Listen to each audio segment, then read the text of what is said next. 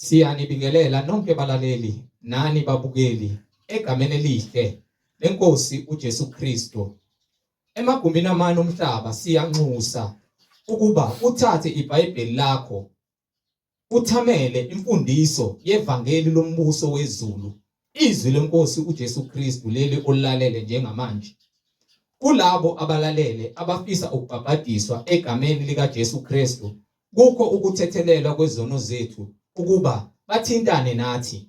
Ngizoqala ngemininingwane lapho ungakwazi ukuthintana nathi khona. Kubo bonke abafisa ukubhabhadiswa egameni likaJesu Kristu, nalabo abanemibuzo mayelana neBhayibheli, nalabo abanesambulo uJesu Kristu esekunikezile isambulo ukuba ungathintana nathi kule mininingwane. Ngizoqala nge-email address ethi izwilenkosi.ujesukristu@gmail.com. izwilenkosi.ujesukristu@gmail.com, noma i-cellphone number noma i-WhatsApp number la ningakwazi ukuxhumana nathi khona ethi 066 566 9245, 066 566 9245.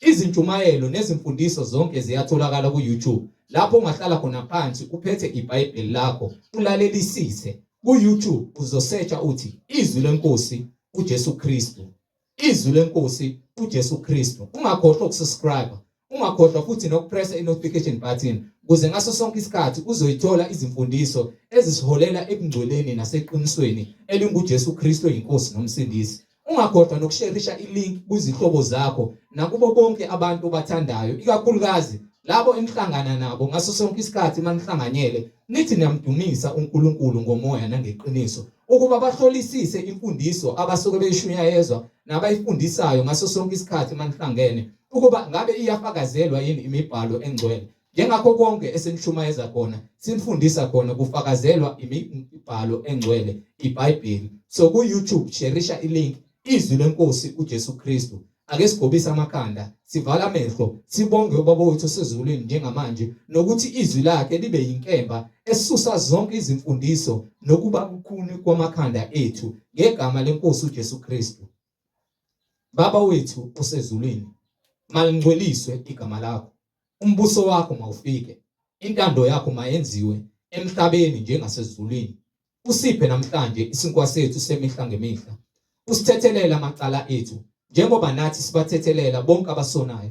Ungasingenise ekulingweni, kodwa usindise kokubi, ngokuba umbuso ungowakho namandla nobukhosi uJesu Kristu uyinkosi nomsindisi. Amen. Balaleli, yamukelana umfowethu uMhlengizondi nani bazalwane ozobe sihola ngokwemfihlakalo yembhalo, umoya ongcwele ekhazimulisa inkosi yamakhosi, ukukhanya osekufikile ezweni uJesu Kristu, yena yedwa oyinkosi nomsindisi. Sheshisa uthathe iBhayibheli sihambisane. Amen. Siyanibingelela bazalwane.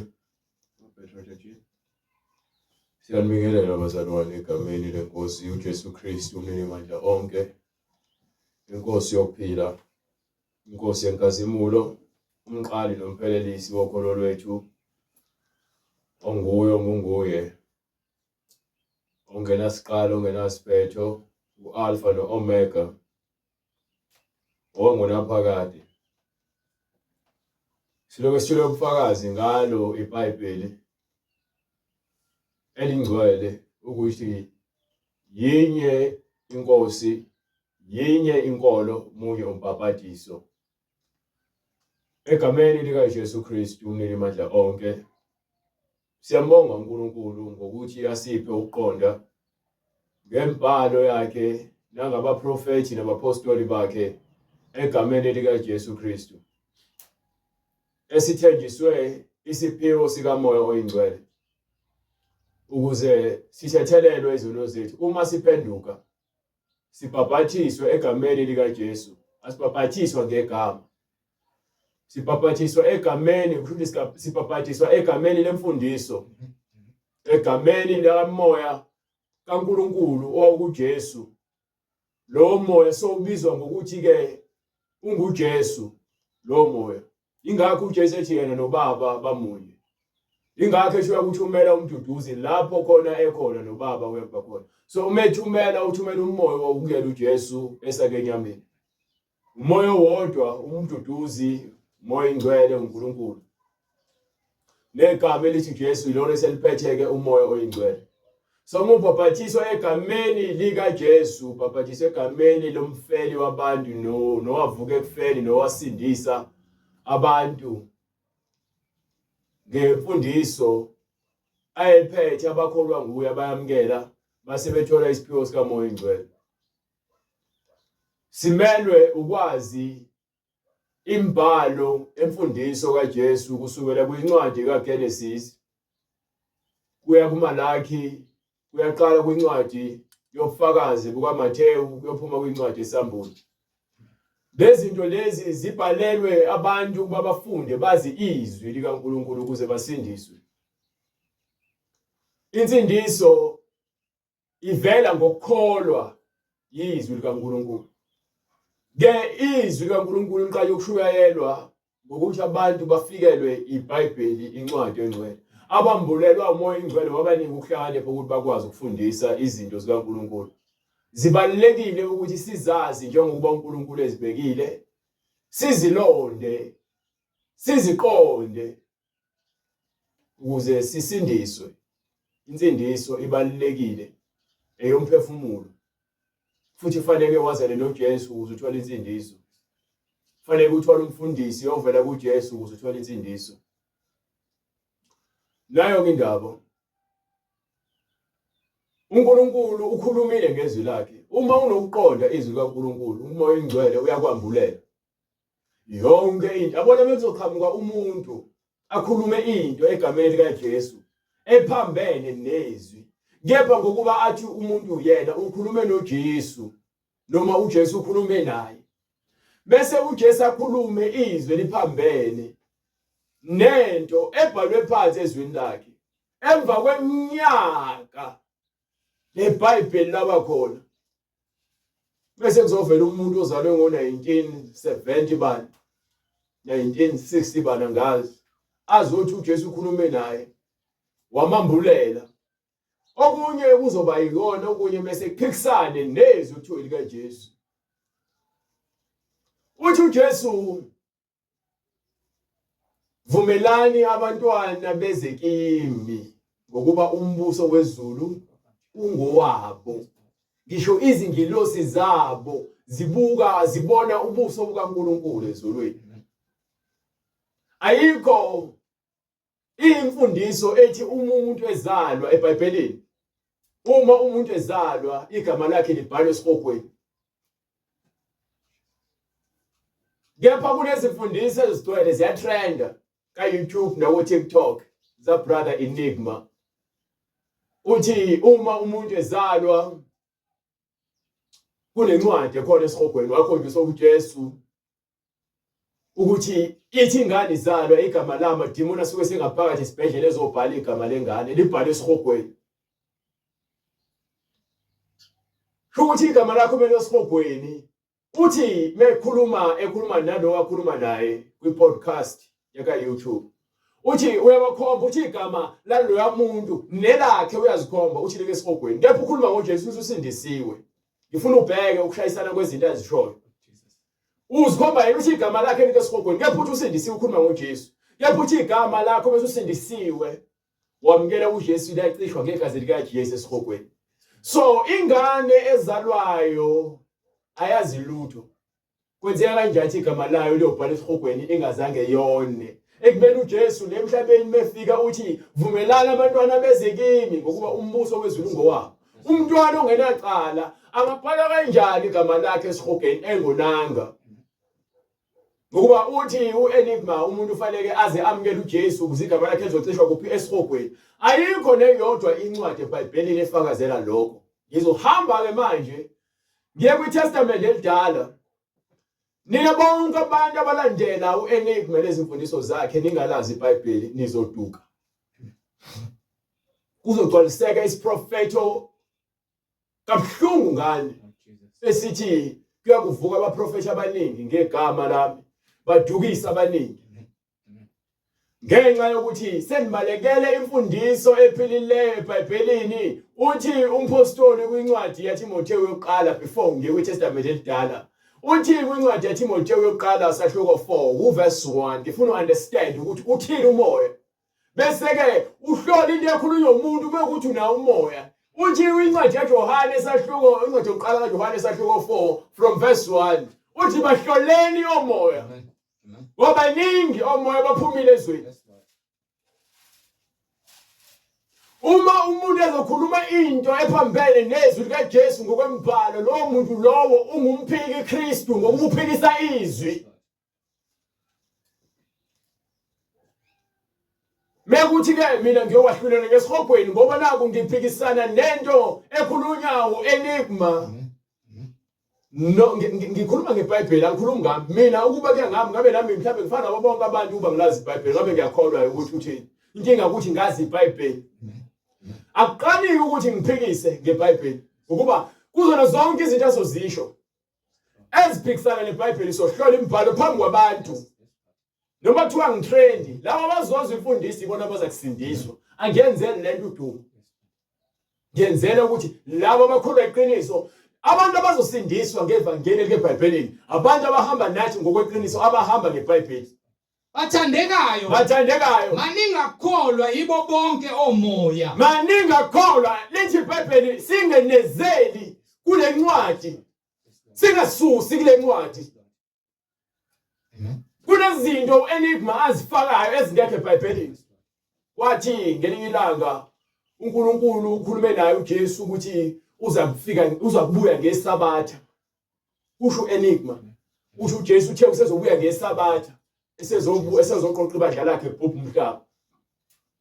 Kepha lithi iBhayibheli akwazi yena uJesu esekenyameni akwazi ngisho izingelosi ezulwini ubaba kuphela okwazi usuka ebuya ngalo uyakufika njengesela. Usho iBhayibheli uenigma uthi yena uyazi yena thi uyiSabatha. Ngithi ke imbhalo eveza uJesu uenigma ngabe ukhuluma akayikho into ayikhulumayo enigma efakazelwa iBhayibheli. Izinto eziningi ezikhulumayo izinto nje emoyeni ingakho ngikwazi ukuthi ngime la. Ngithi le mfundisi ayifundisayo ngokuba seke ngakhuluma naye umlomo nomlomo. Saba nengxoxo mayelana nezindaba zokudla ethi abantu abayeke ukudla okuthize. Ekubeni iBhayibheli ofunde khona izokuveza le ncwadi yaTimoteyu. Bathandekayo yaTimoteyu sahluko 4 verse 1. Kepha umoya Wasekukhuluma ke umoya usho ngokucacileyo ukhuluma ngokucacileyo ukuthi ngezikhathi zokugcina mzalwane siphila ezikhathini zokugcina lapho khona wonke umuntu ufuna ukufundisa ngoJesu kepha abafundisi ngezwi lakhe likeBhayibhelini. Abantu banobufakazi nezibonakaliso ezingafakazelwa eBhayibheli. Abaningi balandela izibonakaliso nobufakazi obugcwele kaYouTube nakwi-internet ngokuba yini balandela izimfundiso zabantu njengoba lithi iBhayibheli ke umoya ukhuluma ngokucacileyo ukuthi ezikhathini zokugcina abanye bayakuhlubuka abanye baza kuphuma kuphi baphuma kuphi baphuma ekukholweni benaka omoya abadukisayo omoya abadukisayo baphuma ekukholweni banaka omoya abadukisayo nezimfundiso zamadimoni. Ziningi imfundiso zamadimoni eminyango eziqhamuke emoyeni. Lithi iBhayibheli uSathane ukwazi ukuphendula uqobo lwakhe azenze izingelosi yokukhanya. Singamangali uma nezisebenzi zakhe ngokunjalo. Kepha ke njengokwemsebenzi yabo bazokukonyeliswa. Akusho mina kusho iBhayibheli. So ilokho engifuna siqaphele. Lithi ke bayobe sebetshela abantu izinto ezingekho ngoba abantu bashiswe onembeza inhliziyo zabo. Ngokuzenzisa kwabaqamba amanga. Ngokuzenzisa kwabantu abaqamba amanga. Abashiswe uphawu kunembeza wabo. Kumlandi uma ngase kuthiwa enigma ukhuluma kunobaba ekuthiwa uMkhize. Wathi ubani uJohannes Mkhize. Wafike wasitshela ufakazi bakhe uma ikubona akaguquki. Uenigma ngendlela akhuluma ngayo ngoJesu ukhuluma ngazo ukuthi zonke izinto bayakhuluma noJesu. Ayikho impendulo angenayo enigma ngoJesu mombuza ngazi ukuthi nje umelele uJesu ufika khuluma nayo yonke impendulo ufuna ukuba nayo. Abantu bachitha ukudla kwabo last year imaqongo empuphu belahla izinkwa belahla ukudla ngenxa ye-enigma. Lithini iBhayibheli? Ngokuzenzisa kwabaqamba amanga Yes. abashise uphawu kunembeza wabo benqabela ukuganana Bethi abantu abangaganani, bethi akuzilwe ukudla bethi akuyekwe ukudla okuthize. Abanye bethi akuyekwe ukudla. akudalayo uNkulunkulu uNkulunkulu ukuba akudalile ukuba kwamukelwe ngokubonga yibo abakholwayo. ukuthi u-enigma ke wathi lokudla esikudlayo like star no super no white star kungcolisa umuntu ongcwele. Lithi iBhayibheli konke ukudla kubusisiwe. Akukho ukudla okungcolisa umuntu ngaphandle kokudla okungcolisa unembeza wakho. Ayikho lonto ukuthi ke abantu bake bangene ezweni ngoba nakade bedle like star. Phela umngcwele lithi iBhayibheli ubusisiwe lokho kudla. Ukudla akudalayo uNkulunkulu ukuba kwamukelwe ngokubonga yibo abakholwayo nabalaziyo iqiniso. Abakholwayo nabalaziyo iqiniso. Uma ukuthi wena uyakholwa ngempela mina uma ukuthi wena umlandeli kaEnigma nobufakazi bakhe uyamsupporta ke lokho into ayishoyo ingokuba nawe ulazi iBhayibheli. Kepha uma ukuthi wena ulandela imfundiso engifundisayo ngokweBhayibheli ingokuba wena wambulelwa izinto uNkulunkulu afuna uzazi. Lezi zinto engikuvezela zona ingokuba ngifuna uqonde ukuthi abantu abasalazi kangakanani iBhayibheli lesikhathi namhlanje. Abantu sebephenduke iziwula. Abasalazi iBhayibheli sebejabuliswa izinto lezinganekwane ezikhuluma ngalo iBhayibheli. Manje ke uthi lapha kwincwadi yesibili kaTimoteyu sahluko 4 verse 1 nakhona bese ekhuluma ke naye umpostoli Paul ekhuluma naye uTimoteyu futhi athini ke ngiqinisile incwadi yesibili kaTimoteyu sahluko 4 verse 1 Ngiyaqinisa phambi kukaNkulunkulu noKristu Jesu oyakwahlulela abaphilayo nabafileyo ngokubonakala kwakhe nombuso wakhe ngithi shumayela izwi. So umlo shumayela izwi ufuna ke eBhayibhelini noma kuthiwa uphethe ubufakazi bakho uJesu wakutshela izinto kepha sifakazelwe iBhayibheli ngokuba ngithibe ngikhuluma ngoJohane Mkhize ngikhuluma ngobaba omdala owabona waba nesimo sokuhlangana noJesu engalazi ke iBhayibheli inhlobo eyisidakwa ehlupha unkosikazi wakhe. uNkulunkulu waze wamthatha ngolunye usuku wambonisa indawo lapho khona abafileyo. Ayikho neyodwa into ekhulunywa uEnigma efakazela izinto ezakhulunywa baba uMkhize owengalazi iBhayibheli njengoba uMkhize athi egcineni watshela ukuthi wena ushaya umfazi wakho hamba khokha zonke izikoleni zasematshwaleni. Emva kwalokho uNkulunkulu wayeseyithatha incwadi kimbe ethize wayifaka emlomeni wakhe wathi hamba ukhuluma izwi lami utshela bonke abantu yonke into engikuthuma yona ungafaki lutho kwakho ungashintshi lutho hamba utshela abantu konke. Ufakazi bakhe ufakazelwe iBhayibheli. iBhayibheli uyaliphefumula uyalikhuluma. Abantu abanjengaye abasenza silifule iBhayibheli silihlole ukuthi ngabe ngempela lokhu khona leBhayibhelini ukufica akutshela incwadi ngoba yini uNkulunkulu umnikile. Ngeke uNkulunkulu nangelilodwa ilanga msalwane uma ukuthi unomoya engcwele noma ufuna umoya engcwele akhulume into ephambene nezwi lakhe. Ngeke futhi sahlulelwe ngoEnigma ukuthi wathini lela nginika incwadi yelentuzana isambulo lapha yasahluko incwadi isambulo isahluko 22 verse 18. Yes no ngifuna usahluko 20 verse 11 ngifuna 20:11 ngifuna understand ukuthi mase sahlulelwa sowahlulelwa kanjani. Ngase ngibona isihlalo sobukhosi esikhulu esimhlophe nohlezi kuso ubuso bakhe babalekelwa izulu nomhlaba akutholelwanga indawo. Ngabona abafileyo abakhulu nabancane bemi phambi kwesihlalo sobukhosi. Izincwadi zavulwa. Kwasekwenziwa nini? Izincwadi zavulwa. Makuvula izincwadi kusho ukuthi kunezincwadi zakuphezulwini. Asikakozwa ngezincwadi zasesihogweni. Thiwa amagama abo angatholakalanga encwadini yokuphila bathathwa khuluma ngencwadi yokuphila kuphela eBhayibhelini.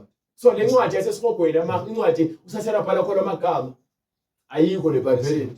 So ngiyayiqala ngiyakufisa ukuze omunye umuntu ongasivezela mhlawumbe ubufakazi obungengalobo ngesibonakaliso sakhe noJesu. Ithi kwase kuvela ke izincwadi zavulwa. Incwadi yavulwa ngeyokuphila. Nayi incwadi yokuphila esinikiwe. Nabo le ncwadi lesinikiwe iBhayibheli incwadi yokuphila. nabafileyo bahluleka bonke abantu ngalokho abonile okulotshiwe abantu abonile bahlulelwa ngezinto ezibhalwe phansi eBhayibhelini encwadini ezibhalwe kuphi ezincwadini ngifuna ukungitshela phela ngifuna ungitshela ungiphikise njengokwemisebenzi yabo ngifuna ungitshela ungiphikise ukuthi iBhayibheli linamanga yini kanti yena imbhalo kusukela kwincwadi yeGenesis uyophuma kwincwadi yeSambulo eyona imbhalo bazothi ngiyathetha ngiyabuza ngiyakholwa kithi nikholwa yini manje ngiyiqonda into ekhulunywa abantu ekhulunywa iBhayibheli inqondo izinto yabona inyama ivila ngendlela ukuthi kwesinye isikhathi kwenza kube nzima ukufunda iBhayibheli but ukulalela kube lula ingakho usathana angena abantu ngokudlala izitori emarejweni dala usathana aqala ngabantu ingakho usathana wabona ukuthi le yamareji yaphupha wasefaka generation noyizo ku TV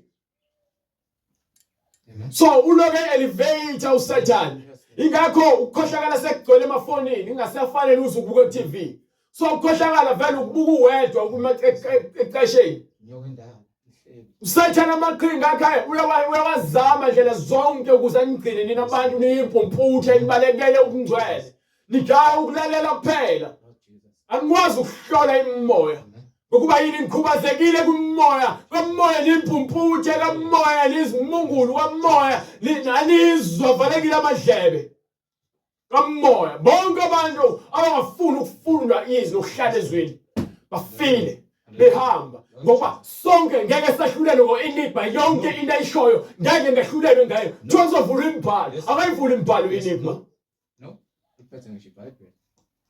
uphathi kwibhuku lakhe ngibhala yonke into ayifuna ukuyichaza la uyayibhala phansi yonke unephepha la exercise ubhala leyo yonke into afuna ukuyixoxela abantu iBhayibheli alibona ukuthi uJesu kuyena uphila kuyena ukhuluma ivangeli lakhe elisha akekho umpostoli oyikhuluma lelo vangeli elikhulunywa enigma no haleluya ukuthi igama lakho uthi esihogweni lalowo ohleli ke esihogweni wena ukuthi usindise ukhuluma ngoJesu igama lakho lifuna nesihogweni elakho ke elakho igama lengane sanda kuzalwa lifunani esihogweni lifunani esihogweni ngokuba ingane ngenacala umuntu oseqala ukuhlakanipha osenza isono ongena esihogweni ngokuba uboshiwe emhlabeni umuntu oqala ukwenza okubi nophila impilo embi ubelonga lapha embusweni obumnyama ngoba vele uphilela ubumnyama ingane engazilutho nhlobo ngizokuvezela futhi ngeBhayibheli ngifuna uqonde nginike iTestament elidala sahluko incwadi yamakhosi incwadi yokuqala yamakhosi sahluko 14 ngifuna wathi kubusa ulontuzana uSolomon wona phambi kaNkulunkulu wafayitha nabafazi abaningi bezizwe abamonisa abamakhisa ama-altari wayesezala indodana kulo ndodana wayenenceku futhi uSolomon athiwa uJeroboam lo Jeroboam uyena wabusa uNkulunkulu wamnika umbuso emva kwaSolomon so le ndoda le kuthiwa uJeroboam yakhohlakala kakhulu kunaqala nabo bonke abantu bengaphambi kwayo understand indodana kaNebat onginike uverse 1 sizwe ukwenzakalani uJeroboam ngaleso sikhathi uAbhaya indodana kaJeroboam wagula wasegula indodana yakhe uJeroboam uJeroboam wathi kumkakhe wayesethi uJeroboam kumkakhe ake usuke uzifihle ukuze kungaziwa ukuthi wena ungumkaJeroboam uyabona athi ekhonza izithixo namadimoni bese efuna ukusiza usekuka umprofeti kaNkulunkulu usefuna ukufihla unkosikazi wakhe ukuthi meseya lapha kumprofeti kaNkulunkulu afike ngabona ukuthi unkosikazi kaJeroboam inkosi yakaIsrael uye eShilo bheka uAhiya umprofeti ulapho yes yena owakhuluma ngami ukuthi ngiyakuba yinkosi phezu kwalabantu yes uphathe ngesandla sakho izinkwa eziyishumi nemiqathane nophisi lwezinyosi uye kuye uyakukutshela ukuthi uza kuba njani kumntana uNkaJeroboam wenza njalo wasuka waya eShilo wafika endlini kaAhayi uAhayi wayengena kumbona ngokuba amehlo akhe aye qundezekile asethundu esemdalo ahaye esekaluba impumputhe ngenxa yobudala bakhe. yes sir uJehova wayeshilo kuAhiya uJehova ethi, usekhulumile kumprofethi wakhe lalela uJehova usekhulumile kumprofethi wakhe bheka umkaJerobhowamu uyeza yes uyeza ukubuza kuwe ngendodana yakhe ngokuba iyagula.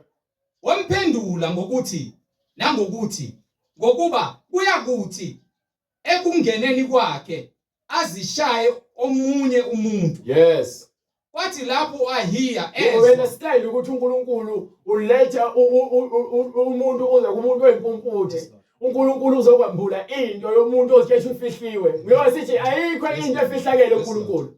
Angikhathali ukuthi ngabe yini oyenze kumnyameni noma efihlakaleni noma ngabe kuwenzani. Ayikho into efihlakele uNkulunkulu. Konke uNkulunkulu kusobala. Ingakho iBhayibheli likhuluma nonembeza wakho. Hayi mina. iBhayibheli likhuluma nonembeza wami ukuba nguhlolisise ngiqonde ukuthi kukho konke engikwenzayo angikwenzela abantu. Nina abantu elenze lezi zinto ekufihlakaleni nifuna ukufihlela abantu izinto. Kepha uNkulunkulu uyakhohlwa ukuthi uyabona. Nibhizinisi khathaza ngabantu. Glory to God. Niyazilimaza. Nisikhathaza ngabantu nifihlela abantu izinto. Kepha uNkulunkulu uyakubona. Nemisebenzi yakho yonke. sobala phambi kwakhe. Ingakho-ke nakhona yoba kuthunyelwa lo mama uJerobhowamu ukuthi ahambe ayohlolelwa kumprofethi kaNkulunkulu ukuthi kuzokwenza isiphetho sengane uzoba yisiphi. Yena ezifihla ngokuba nayo lo muntu uyimpumputhe kepha uNkulunkulu uyamtshela ukuthi uzofika. Seyazi umprofethi kaNkulunkulu. Ngene. Kwathi lapho Ahiya ezwa izigi zezinyawo zakhe yes ekungeneni kwakhe eminyango wathi ngena mkaJerobhowamu. yes sir. Uzishayelani omunye? Why uzenza omunye umuntu? Mina ngithunyiwe kuwe. Nginomyalezo wakho. Nginendaba. Yes. Elukhuni. Hamba umtshele uJerobhowamu. Nginendaba enzima. Hamba utshela uJerobhowamu ukuthi uJehova uNkulunkulu kaIsrayeli usethi kanje. Uthi njengokuba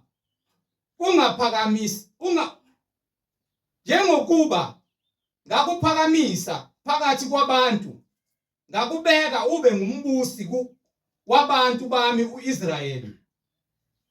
Ngawuhlwitha umbuso endlini kaDavide ngawunika wena. Yes sir. Kepha awubanga njengenceku yami uDavide. Awuhambanga ezinyathelweni zikaDavide. Owagcina imiyalo yami. Owagcina konke engangimyale ngakho. Nowangilandela yonke inhliziyo yakhe yonke ukwenza okulungile emehlweni ami okulungile emehlweni kaNkulunkulu mzalwane emehlweni kaNkulunkulu siyeke ukuba ngabazenzisi phambi kwabantu siyeke ukwenzela ukubukwa asike senzele bani uNkulunkulu njengoDavide asike sinendele uNkulunkulu ngenhliziyo yethu yonke senze konke uNkulunkulu asiyalele kona njengoba uDavide uDavide wayazi umthetho kaMoses. Mekhuluma uDavide kwincwadi yamaHubo uyamuzwa ukhuluma ngezinto ezibufakazi uMoses abanike bona. Thina sifanele ukukhuluma ngezinto ezibufakazi ezikeBhayibhelini. You understand ukuthi incwadi yamaHebheru sahluko 11 ikhuluma the same thing.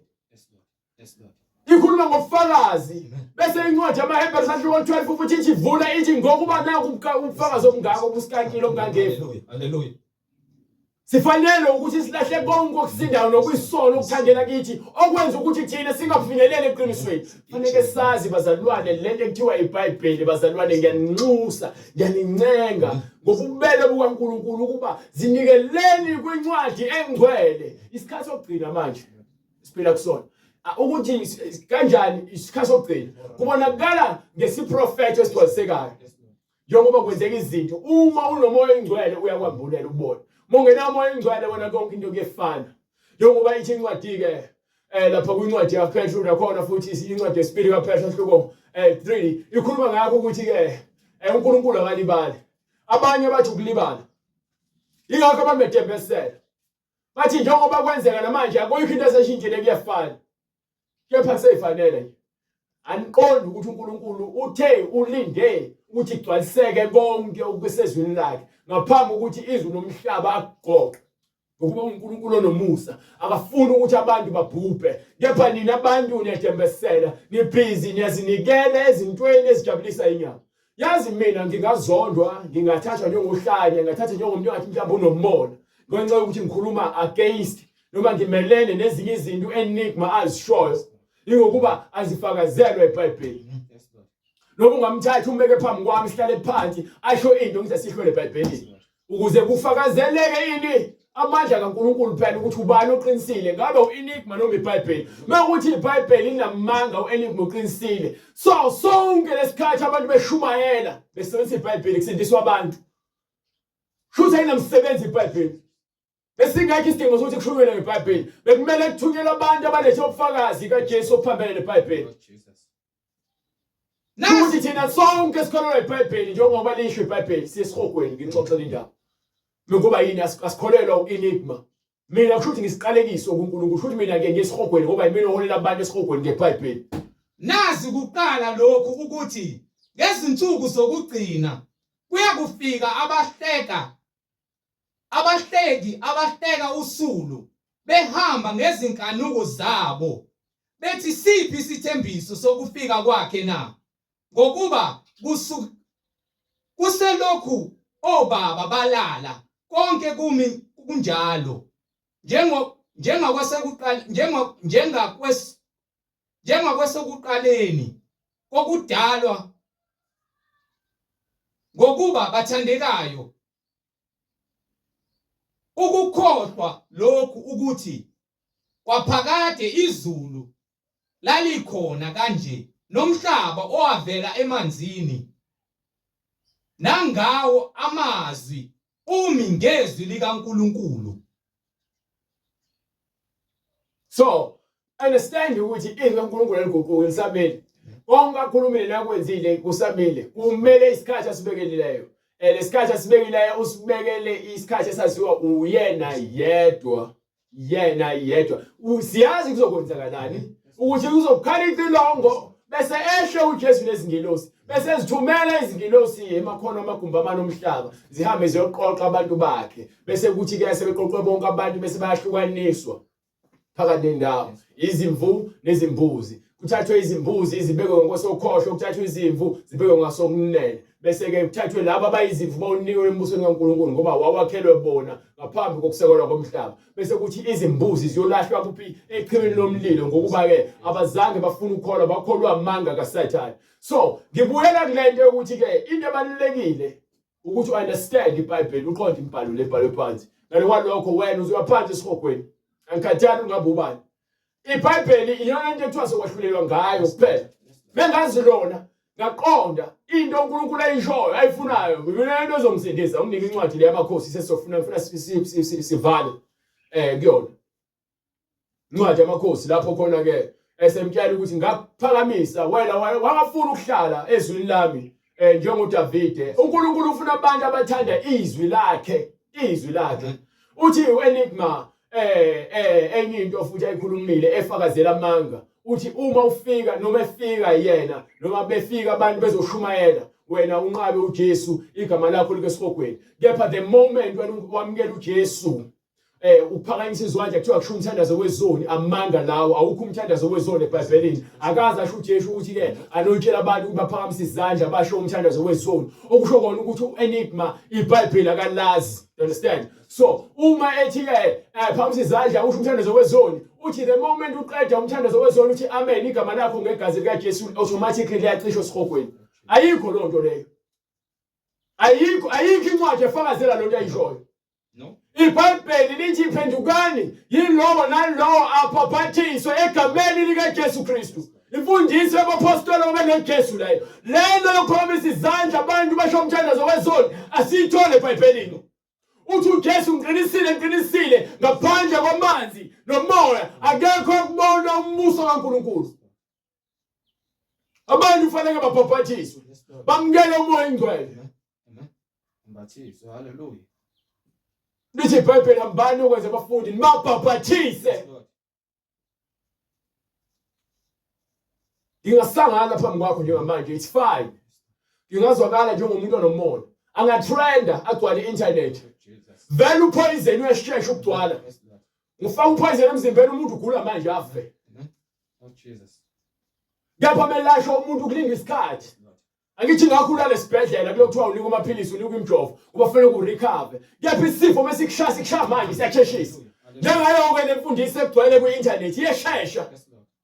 bonke abalangazelela ukufa bamba bayodla bafica khona ngoba yini babantu vele abalangazelele izinto zalemhlabeni ithi incwadi Kodwa wenzile okubi kunabo bonke ababe phambi kwakho. lalela ngiyakhuza musala ukujabulela izinto enizwayo izwayo iBhayibheli litheni nikwazi ukuhlola imimoya litheni incwadi Kodwa wenzile okubi kunabo bonke ababe phambi kwakho. yes Wahamba wazenzela abanye onkulunkulu go ahead nezithombe ezibunjiweyo.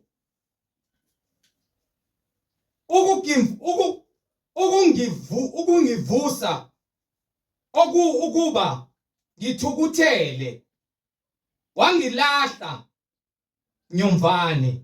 Bheka ngalokho ngiyakwehlisela indlu kaJerobhoamu. izwake manje uNkulunkulu ngifuna uunderstand isizathu ukuthi ngize kule ncwadi le ngizele ukuzokukhombisa ukuthi isahlulelo sikaNkulunkulu sithini ngendlu kabani kaJerobhoamu Yes, Lord.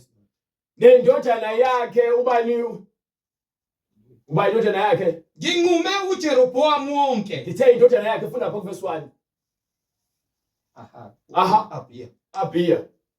Abiya indodana yakhe so sizobheka ukwahlulela kwendlu kabani kaJerobhoamu nobani noAbiya indodana egulayo ukuthi ngabe sithini isahlulelo sendodana yabani yakhe uAbiya ngifuna ukuzwa lokho mina ngokuba nithini nina lithi iBhayibheli uNkulunkulu uyahlulela ngendlela efanele kepha uEnigma yena uthi uNkulunkulu sithi sizalwa emagama ethu amadimoni ayengena esibhedlela ngoba phela swabona spiritually afika azobhala amagama ezingane ukuthi igama lingana kubani ukuthi umuntu uzalwa esonweni mesabe yisoni ngoba igama lakhe likesihogweni ungazange wone hayibo ungazange wone uvele igama lakho liyabhala esihogweni basobhani bazalwane glory to God basobhani Hallelujah. yeah glory to God ayikho lonto le ayikho No manga. ayikho hlobo ayikho Hallelujah. eBhayibhelini mengikholwa yizwi mengumuntu uhamba ngezwi akafakazelwe yizwi lithini incwadi Bheka ngalokho ngiyakwehlisela indlu kaJerobhoamu okubi. indlu kaJerobhoamu okubi Nginqume kuJerobhoamu wonke nginqume wonke kuJerobhoamu nginqume wonke umuntu wesilisa omncane nomkhulu omncane nomkhulu kaIsrayeli. kaIsrael Ngikhukhule indlu kaJerobhoamu ngisuse indlu kaJerobhoamu njengokukhukhulwa komqaba njengoba kusuke kukhukhulwa umqaba uze uphele. uze uphele wonke umuzi kaJerobhoamu Yena wakwaJerobhoamu ofela emzini noma kuthiwa uyakudliwa usemzini izinja. osemzini uyakudliwa izinja Nofela endle uyakudliwa so izinyoni zezulu. esizukulwaneni sikaJerobhoamu sesiyaqalekiswa Yes, Lord. siyofaka kanjani bonke abantu abaphuma ngaphansi kweJerobhoamu etheni Ngokuba uJehova ukukhulumile. yes Ngalokho suka suka uye endlini yakho ekungeneni kwezinyawo zakho emzini uyakufa umntwana. uma usuka la uhamba manje ekhaya uzofika uzothube unyawo lakhe emzini umntwana wakho uzofa Wonke uIsrayeli uyakumlilela wonke uIsrael uzakulilela abani umntwana ambele umntwana ngokuba nguye ngokuba yedwa ubani umntwana uAbiya umntwana lo kuthiwa uyena yedwa kwaJerobhoamu endlini kaJerobhoamu oyakuza ethuneni. uza kungcwatshwa ethuneni Lokhu kufunyanwe kuye okuhle Kuthwale kuJehova. kutholakala bani Kufunyanwe kuye okuhle kuJehova uNkulunkulu kaIsrayeli endlini kaJerobhoamu. umntwana omncane lo Yes, Lord. uyena otholakala ephila Yes, Lord. Jesus. endlini kaJerobhoamu uyena othola umusa kuNkulunkulu kepha yonke indlu kaJerobhoamu futhi uyabona ukuthi uNkulunkulu uthini manje Uyena onesinqumo sokuthi ubani ozosekuyena. Angikwazi ukuthi igama lami lizoba sesihogweni ngakaze ngone ngisanda kuzalwa. Nangu umntwana kujazi ukubhala ukuthi igama lakhe lasesihogweni. Igama kaJeroboam lona lizosuswa phambi kwamehlo kaNkulunkulu nesizukulwane sakhe kepha lo mntwana ogula uyena kuphela ozakusindiswa. Ngenxa ukuthi uNkulunkulu uthole okuhle kuyena. Akasoleki lo mntwana kaNkulunkulu. Ayikho imfundiso efundisa ukuthi abantu banamagama abake esihogweni bebe besindisiwe noma besanda kuzalwa. Ayikho. Imfundiso yamadimoni leyo. Ayikho. Ngiyaphika. Ngizwa esihogweni akunenkinga ukuthi phela ke ngiphikisana noJesu. Bekuthi uJesu uthi ke izwi lakhe singanezeleli. Ayikho into efakazela into esho uEnigma kuthiwa masihambe ngokwembhalo. Ithi incwadi yaIsaya isiyalelo phezulu kwesiyalezo, umuqa phezulu komuqa. Bese kuthi yilapha nalapha ya. uEnigma ungazi ukuthi umngane noJesu ngendlela ahleze ekhuluma ngayo ngoJesu engazi ukuthi uJesu umtshela yonke into. Kepha yonke into ayishoyo iningi layo ephikisana neBhayibheli. So we understand ukuthi ungazi kwenu iBhayibheli kuniholela ekutheni nikholwe ubufakazi egameni lika Jesu Kristu kepha ungafakazelwa yizwi. Umuntu osindiswayo usindiswa yizwi lika Jesu. Manje nithi nihambe nithula ubufakazi uJesu akanitshela ukuthi abantu kufanele babhabhadiswe. uJesu akanitshela abantu kufanele bavume izono zabo. uJesu akanitshela ukuthi ke hambani niyotshela abantu ukuthi ke babhabhadiswe egameni lakhe. Akayisho lo nto leyo. Kepha uJesu unitshela ukuthi batshelana abantu ukuthi abaphakamisa izandla. Basho umthandazo wezoni automatically amagama bayacishwa esihogweni ngegazi lika Jesu. Asiqala imfundiso ke eBhayibhelini efakazela lo nto phela ngoba akasikwazi ukuthi ukwamukela zonke izinto eziqhamukayo ngoba nako abantu bekhuluma ngegama lika Jesu. Siyayifuna into ezofakazela lo nto oyishoyo. Uthi umbhalo kwincwadi ngithi incwadi yaLuka engaphosisi. Nencwadi futhi yakhe ubani uMathewu. Lapho khona abantwana beza kuJesu abapostoli bebavimba. Incwadi ngokukaLuka isahluko 18 verse 1. Yes. Ngaleso sikhathi usahluko 18 verse 1. Go ahead. Ngaleso sikhathi abafundi basondela kuJesu bathi, "Kubani omkhulu embusweni wezulu?" Yes. Wayesebiza abantwana.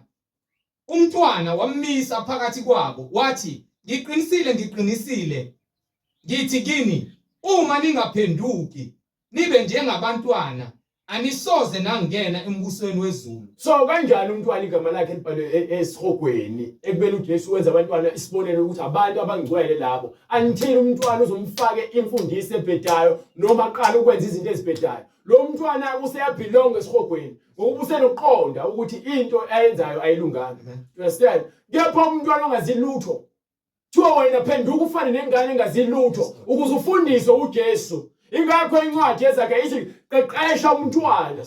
Ngiqeqesha umntwana ngendlela kufanele akhule beyiyo ukuze bese khule ngeke azayishiya. Umntwana uyinto engazi lutho. Ngathatha njani igama lomntwana olifaka esihogweni? Ngabhala kanjani igama lengane esihogweni? uJesu angayivumela kanjani leyo nto ngokwembhalo? Iphi into efakazela leyo nto leyo? Ninabantu kuphi uqonda kwengane? Ngakho ke yilo nalo oyakuzithoba njengalo mntwana nguye omkhulu embusweni wezulu. Nalo oyakwamukela umntwana onje abe munye ngegama lami. Umuntu okwamukela umntwana munye usho ukuthi umuntu ofundisa umuntu othanda izingane azifundise kulunga. Lo muntu loyo uyoba mkhulu ezulwini. Into abalekile ukuthi umngane uyifundise ingane ungayispoil ingane ungayikhohlisi ingane. Fundisa ingane iqiniso. Thanda ingane ngeqiniso. Ngokuba uJesu indlela neqiniso. Singabantwana bakhe uma senza intando yakhe. Ngokuba nathi ufuna sifundise izingane ukuba zenze intando yakhe. Azenze intando yethu. Kepha zenze intando yakhe. Sifundisana ukwenza intando kaNkulunkulu. Manike. Kodwa okhubekisa abe munye kulaba abancinyane abakholwa yimi. Kungcono kuye ukuba itshe lokusila liganqwe entanyeni yakhe azikiswe ekujuleni kolwandle. Mina ngifuna incwadi lebona ngibizele enye incwadi. Ngiyafundisa njengale incwadi kepha incwadi engifuna ile engiyifunayo ethi ke abantwana umbuso kaNkulunkulu abantwana umbuso kaNkulunkulu ngowabo. Vumelani abantwana beze kimi ngokuba umbuso wezulu ngowabo. Awunginiki leyo. Hamba unginika kwincwadi yaMathewu sahluko 18. Uzoyifuna ke lapha kwincwadi yaMathewu sahluko 18.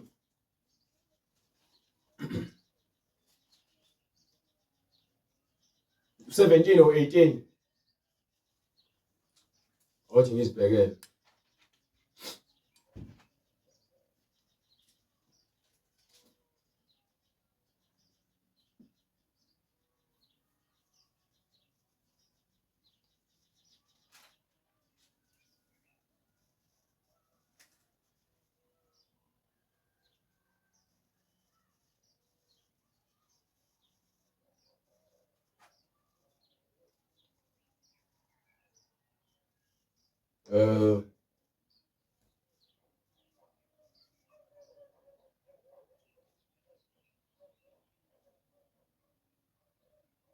Verse 10.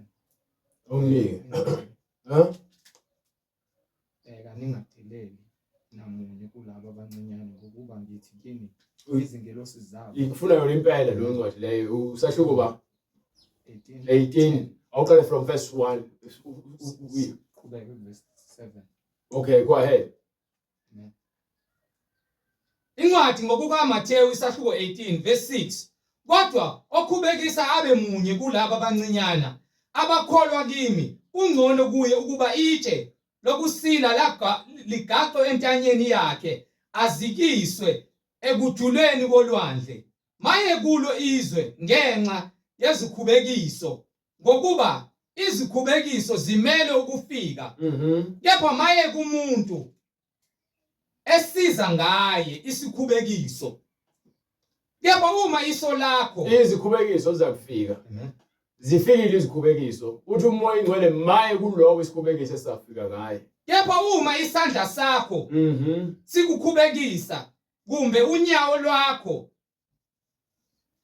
unqume ukulahle kungcono kuwe ukuba ungene ekuphileni uyingini noma unyonga kunokuba uphonswe emlilweni. Kungcono ukungena ezulwini izono zakho zishawe phansi nayo yonke into engaphakathi kwena ezimpakamo noNkulunkulu angayifuni isale lemhlabeni kunokuba ungene embusweni kaNkulunkulu nezandla zombili okusho ukuthi ungene nesono nobungcwele ngokuba ngeke uzungene uhlale noNkulunkulu ngenxa yokusoleka kwakho kwesono fanele ulahle isono ukuze upheleliswe mongena ingini kusho ukuthi ulahle konke okukona okwenza ukuthi uphakame uhambe ngezwi kaNkulunkulu uyongena ezulwini ugijima kunokuba uphonswe emlilweni ophakathi. Yes. Unezandla zombili nezinyawo zombili noma iso lakho likukhubekisa likhiphe ulilahle kungcono kuwe ukuba ungene ekuphileni uneso linye kunokuba uphonswe esihogweni somlilo unamehlo omabili. Bhekani ningadeleli namunye kulaba abancinyane ngokuba ngithi kini izingilosi zabo ezulwini zibona njalo ubuso bukaBaba osezulwini ngokuba indodana yomuntu ize ukusindisa okulahlekileyo. Okay.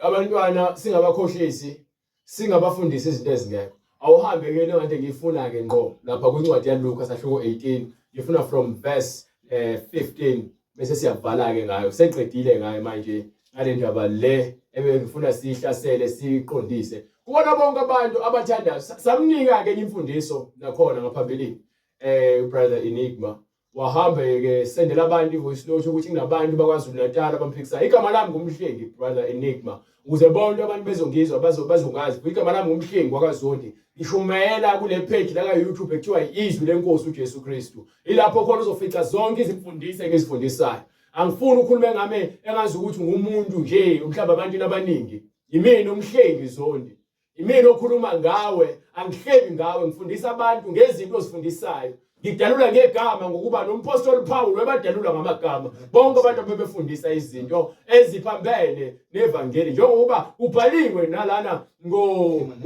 ubani Hemania, nango Jambre, owamelala nangobhalaki, nangobhalamu. Bonke abantu babizwe ngamagama ayinto efihliwe la ayikho into engizoyithi ngikhuluma ngazi ukuthi ngiyahleba. Ngikhuluma ngezinto ukuze abantu bezokwazi ukuthi ubani okhuluma ngaloyo nto. Ukuze nawe abantu bezokwazi ukuthi mina okhuluma ngaloyo nto batshele. Ngikathele mina ukuthi abantu bazenza abantu angathi ababoni bebona. Bethi uNkulunkulu uyamahlulela. Kepha upoison bayophuza bona. Yisikhohlakala benza njalo. You understand? Benike.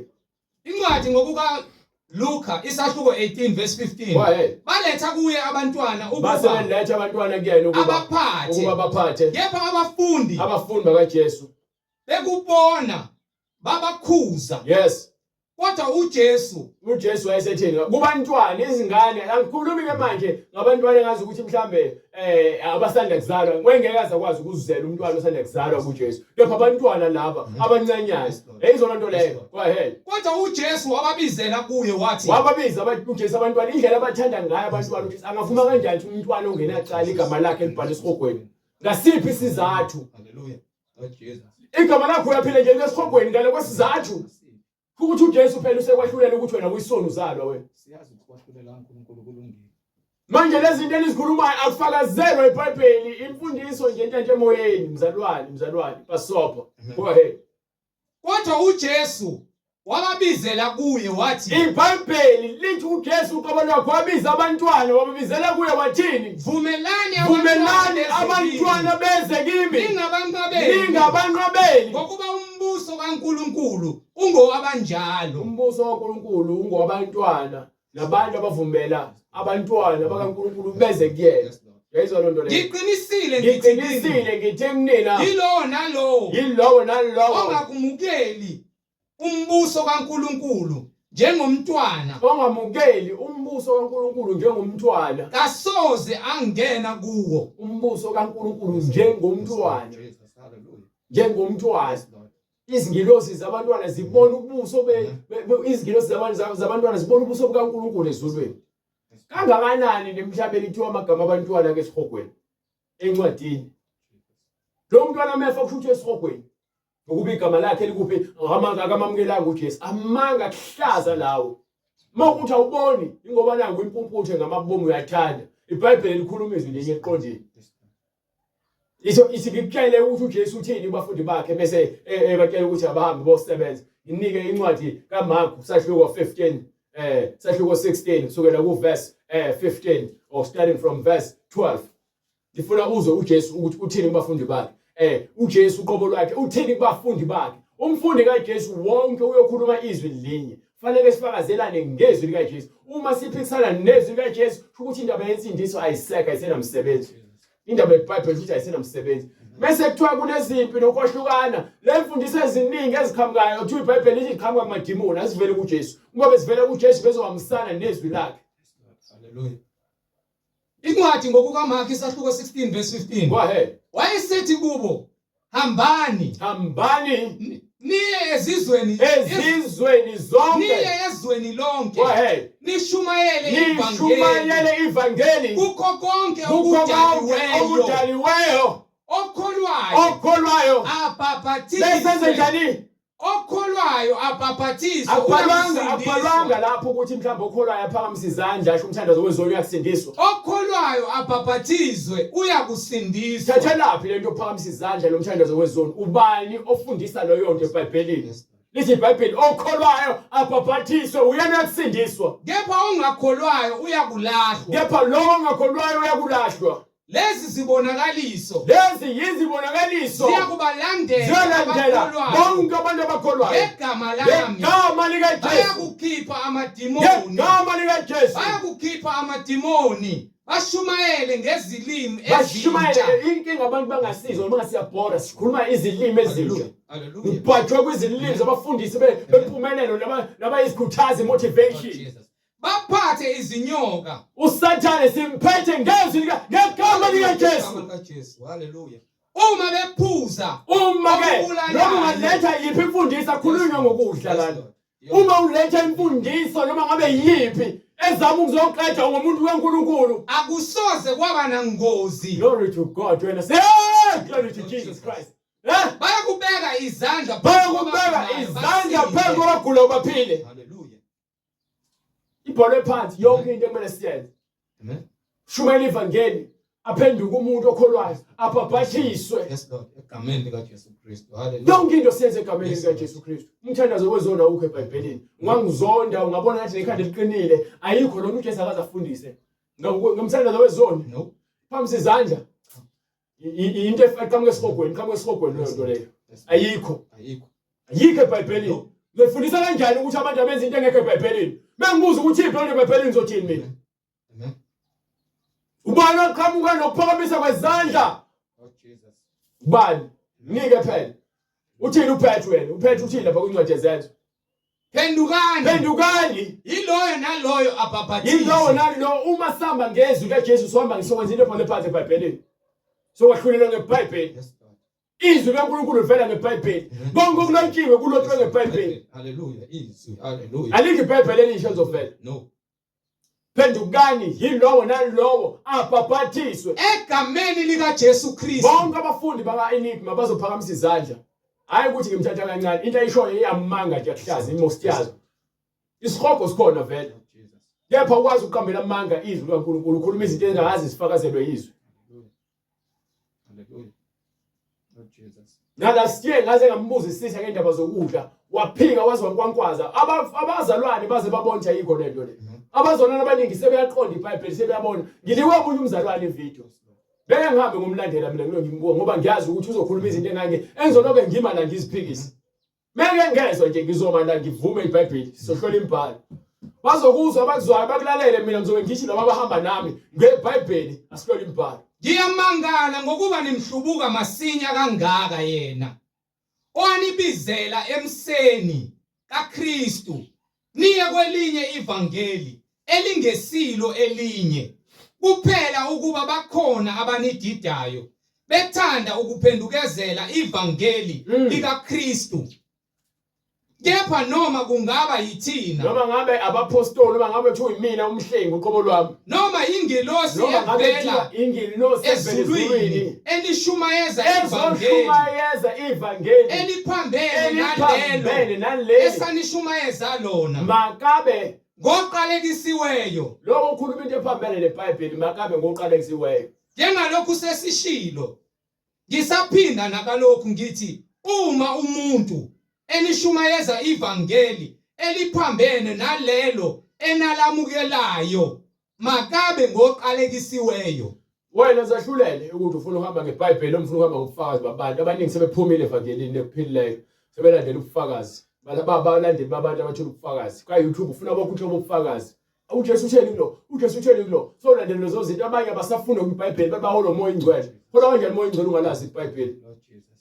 ngiyazikhohlisa leni yazi manje utheni uPetro Phendukani yiloyo naloyo abhabhathise lo fanele abhabhathise egameni likaJesu Kristu. egameni likaJesu Kristu. Kukho ukuthethelela kwezono Khona zenu niyakwamukeliswa isiphiwo sikamoya oyingcwele ngokuba isithembiso ngesenu nesabantwana benu sabo bonke. bonke abakude bonke inkosi uNkulunkulu wethu eyakubabiza. So uma ufuna wena ukuhamba noJesu phenduka ezonweni zakho ushiye konke uNkulunkulu angakufuni uzobhabhatiswa egameni likaJesu Kristu ufunde indlela kaNkulunkulu ukuze wamukeliswe isiphiwo sikamoya ingcwele ukuba lesithembiso samahhala sabo bonke abaseduze nabakude nabo bonke uNkulunkulu eyobabiza wafakaza ngamanye amazwi amaningi wathini Zisindiseni kulesizukulwane esiphambeneyo. ukwena hayi ukuthi lento uzophoqwa mina ngiyengizoma la ngishumela ivangeli umsebenzi wami ukushumela ivangeli ngeBhayibheli awusoze wangizwa ngikhuluma enye into engekho eBhayibhelini ngifuna ukukhuluma iBhayibheli uJesu azabuye ukuze mangahlulela ukuthi ke ngesihogweni ngithi uNkulunkulu nganishumayela ukuthi ivangeli lakho ngeBhayibheli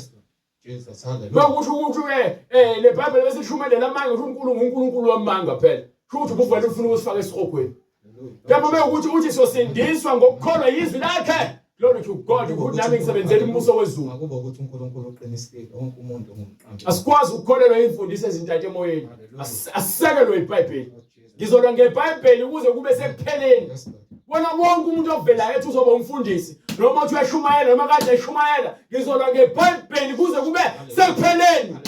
Ngimile wanginika inkemba vele. Hallelujah. Wanginika inkemba. Wathi ngihambe ngosebenza ngeke ngize kuyena ngingakonqeda umsebenzi. Khazimula Semsebenzini. Hallelujah. Yes, Lord. In the name of Jesus. Hallelujah. Bavale umkhuleko. Oh, bonke abantu abafuna ukubhabhadiswa baze kusithinta kule mniningwane oyibonayo ku-screen. Noma uyizwile eqala intshumayelo mawulalele. I-email address, the phone number. Mose ufuna ukubhabhadiswa, so ufuna ngempela ukuhamba noJesu ngokusemthethweni nangokuzinikela, uzosithinta kule mniningwane oyibonayo. Uyobe sobhabhadiswa egameni likaJesu Kristu, soqala uhamba ngemfundiso ephilileyo egameni likaJesu Kristu. Noma ngabe ukuphi South Africa, uNkulunkulu uzoyenza indlela sifinyelele kuwena. Sicela sifana umkhuleko. Baba egameni lenkosi yethu uJesu Kristu, siyakubonga ngoyingcwele. Siyakubonga Nkosi uJesu Kristu. Wena ofikile uyisibani Nkosi esikhanyisa impilo zethu thina ebesihleze egodini lethunzi lokufa nasebumnyameni. Ukukhanya kunguJesu Kristu kwafika. Siyakubonga uNkulunkulu onamandla, izwi lakho elisoka zonke izindlebe nezinhliziyo Nkosi abaluzwayo izwi lakho ngegama lika Jesu Kristu oyinkosi nomsindisi. Siyabonga moya ingcwele ukuba wena uyazikhulumela ebuhleni bakho nasemaphakadeni akho. Siyacela uNkulunkulu onamandla singagcini ngokulizwa izwi lakho, kepha sibe ngabalenzayo. Ehla moya ingcwele uhlale ngaphakathi kithi Nkosi, sinqobe zonke izimfundiso zamadimoni namanga yesithu uSathane ngezwi lakho elinamandla uNkulunkulu onamandla, kuze kungafezeki isiprofeto sika Isaya ukuba lesizwe siyisizwe esonakeleyo esikhonza ngezindebe zomlomo, kepha izinhliziyo zakho Nkosi zikude nawe. Siyacela uNkulunkulu onamandla ukuba usoke izindlebe zethu nezinhliziyo zethu, sikuthande uNkulunkulu ngezinhliziyo zethu, sikufune ngezwi lakho, silifune izwi lakho ngomoya nangeqiniso. Kuba udumo nenkazimulo kuwe wena wedwa ohlezi esiqaleni sobukhosi, oyinkosi nomsindisi, ngegama lika Jesu Kristu yena yedwa oyinkosi nomsindisi empilweni zethu. Thatha udumo namanje Baba wethu esizulwini manje naphakade. Amen.